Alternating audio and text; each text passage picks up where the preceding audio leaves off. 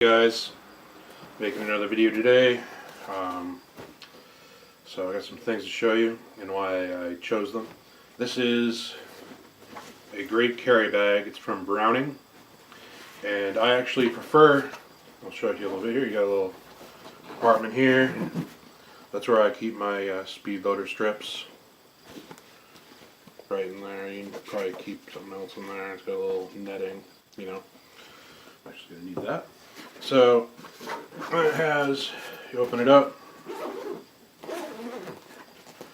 This is not paid for by Browning, obviously, but got to say that now.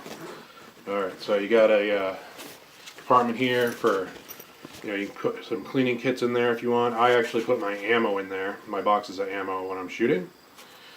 Zip it up, carries it real nice. And on the other side, wham! You've got places for magazines. This is my X-Grip, one of my X-Grip magazines for my Glock 26. And it goes right in there. And above here, that's where you has place for two guns. These here, keep them in. With bigger guns, such as the gun I'm about to show you, it does have a little bit of trouble, but for a compact, or even my Smith & Wesson 6.86 revolver fits in here really well too. So you can carry two guns with you at the range, if you wish. Now the reason I like this bag more than what a lot of people carry, which is a Glock bag, is because, obviously, if I have to stop at the gas station, pick up cigarettes, something along those lines, or, what I'm saying? I lock my car anyway, obviously, but if somebody's walking by and they just see this sitting on the floor of my car, this just looks like a tablet carrier, maybe even a student or salesman bag. You know what I'm saying? Now, even on this side, they have this symbol on it. It kind of says Browning, but it's kind of hard to see.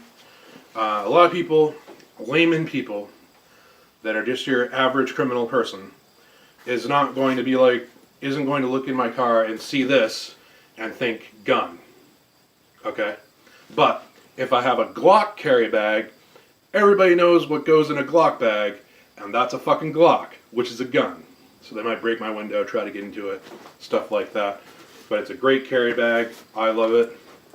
It's very affordable. Alright, so today I'm going to show you my very first pistol I ever bought. Well, it's the second pistol I ever bought. My very first pistol I ever bought was there was a slew of home invasions around here.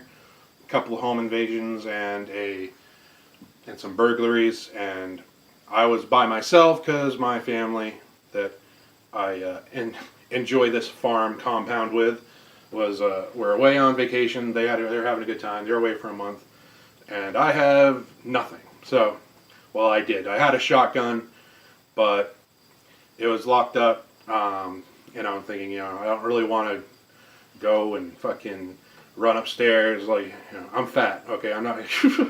I don't run very fast, so I needed something kind of right there to have for home defense if someone were to rob me while I was sleeping, break the door, or whatever. Because this actually happened where one of my neighbors got robbed for drug money, and the guy had an AK-47, of all things. So that did not go well. He survived. No one died. The guy got away with it because it was his word against his word. It was he said, he said. So the cops didn't arrest him. Yeah, okay. Anyway, so that got me to buy a gun from a coworker of mine who was older, and he was seeing this lady, and she had grandkids, and she thought he had too many guns. So he needed to sell some. Not all of them. He wouldn't make him sell all of them, but he wanted to sell some. So he sold one to me, and that was a 357 Ruger Nighthawk, I believe is what it was. And that was a pretty nice gun, but for some reason I use this I don't know, I didn't really like it, so I went to my local gun store and I bought one of these. Check. And it is unloaded. This is a Beretta Px4storm with a rail for a light if you wanted one.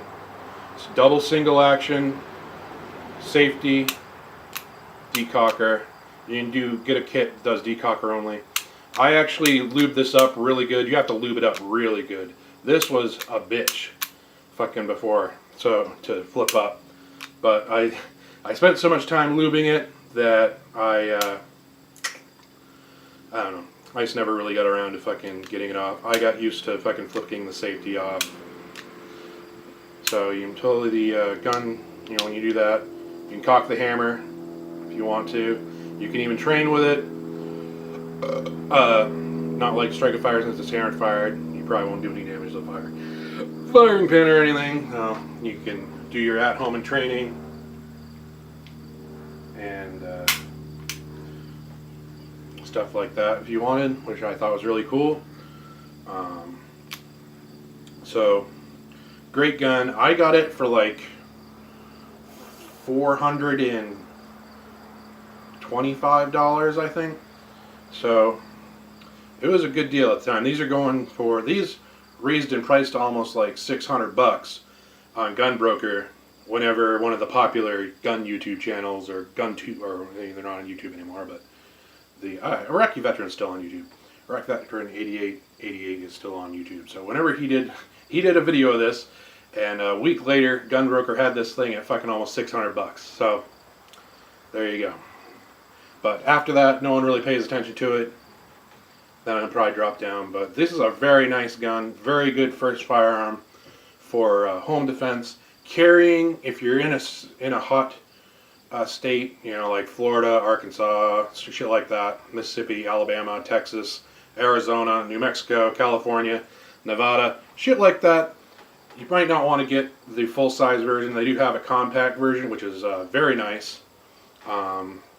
This one is my winter carry gun in the wintertime when I'm all bundled up here in Maine, when it's, you know, 10, 15 degrees. You're not going to fucking see this. Okay? They're not going to. You could even carry it outside. I could carry it outside the waistband under my jacket, and it's not going to print. But live in a warmer environment, you know, get the compact version of this gun. It's very nice. It has the rotating barrel, which is very unusual.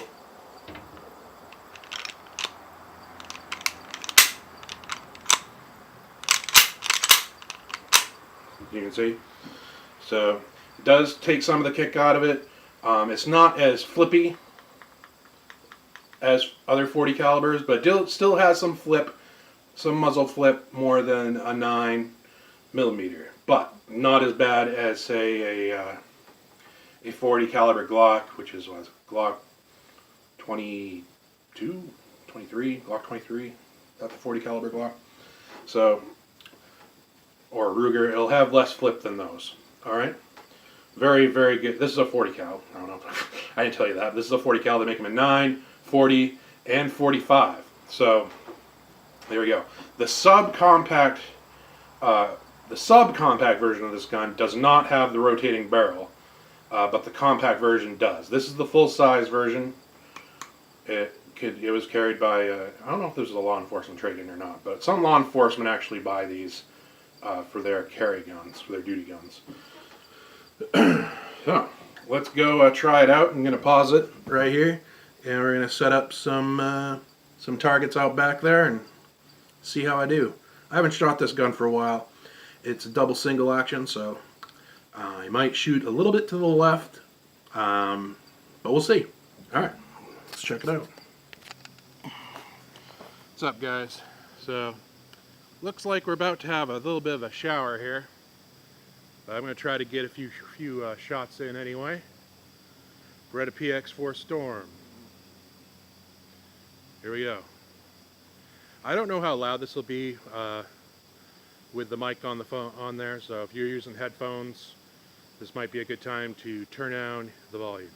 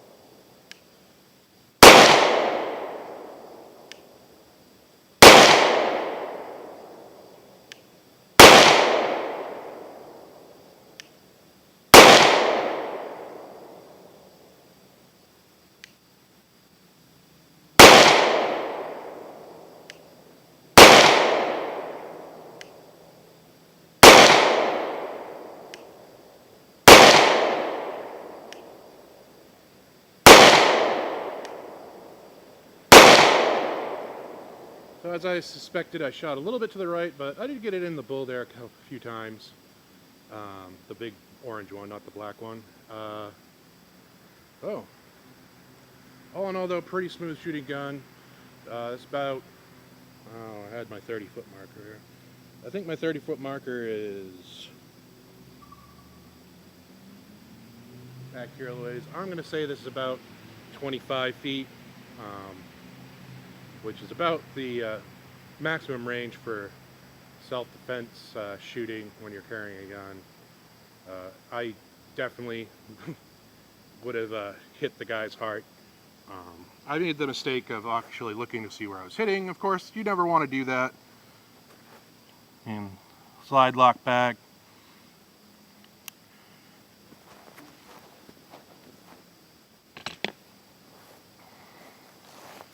Let's take a look to see how we did. And maybe, just maybe, you guys might see something, unlike last time. Oh, let's see what we got here.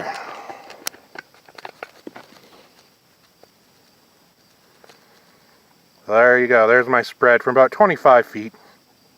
So I'm pretty good, not too bad. I hit a little bit over to the left there, which is pretty standard for my gun.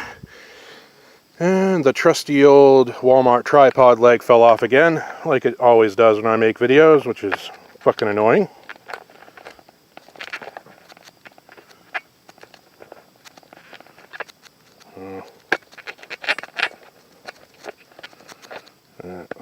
There we go. I think it's in there now. There we go again. There we go. You right there. There. I hit. I don't think that. I think I hit a little high the first time. It was my bad. The long double pull, the double action pull there. So let's load it up. Let's try it again. There goes the leg again. So maybe not.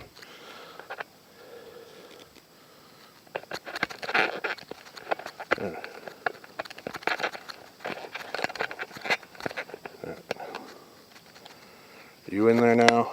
All right. Okay. Pause it, I'm gonna reload, try it again. Alrighty, let's do this.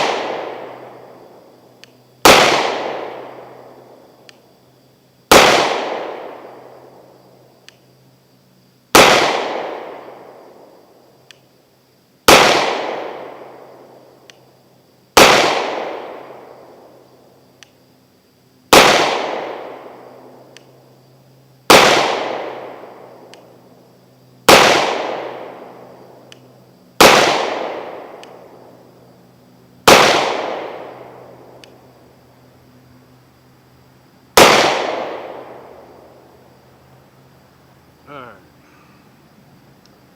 So, about the same, hit a little to the left.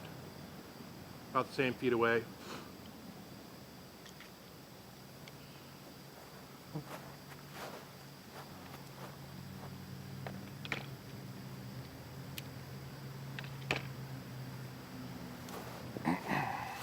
But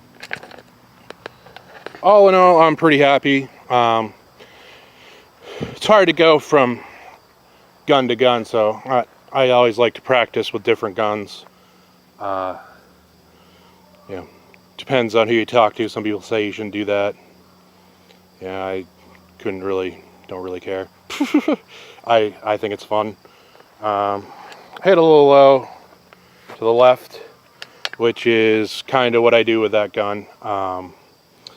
But I shoot that for a few more times. I'll definitely get a nice little grouping where it's supposed to go. You know, practice takes perfect, people. Practice makes perfect. This has been MaineArchy. Like, subscribe. Have a good one.